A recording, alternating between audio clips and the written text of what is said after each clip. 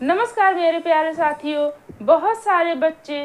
10वीं पास करके 12वीं की शिक्षा प्राप्त करेंगे और 12वीं पास करके ग्रेजुएशन की शिक्षा प्राप्त करेंगे।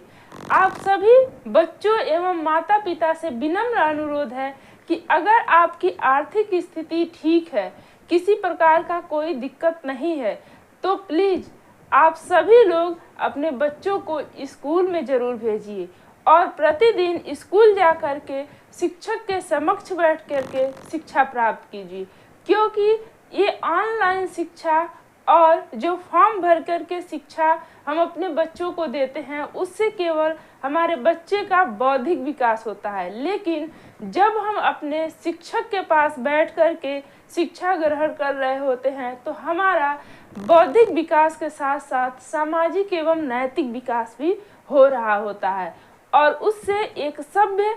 समाज का निर्माण होता है, उससे एक शुद्ध परिवार का निर्माण होता है। क्योंकि हम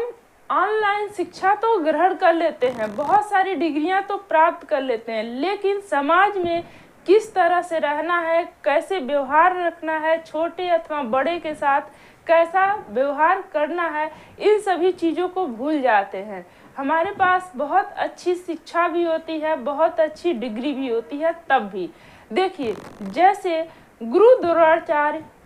ने अर्जुन को शिक्षा सामने से दी थी, लेकिन एकलव्य एक कुशल धनुर्धर था, फिर भी वो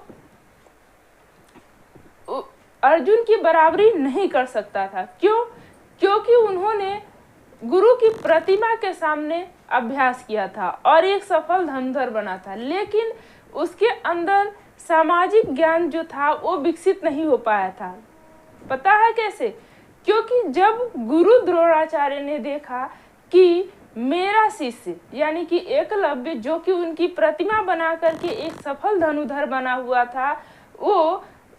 एक श्वान जिसे हम कुत्ता कहते हैं, कुत्ते को इतना बाणों से छल्ली कर दिया था कि वही देख करके उनकी जो भावना थी वो विध्वल हो गई कि जब एक बच्चा एक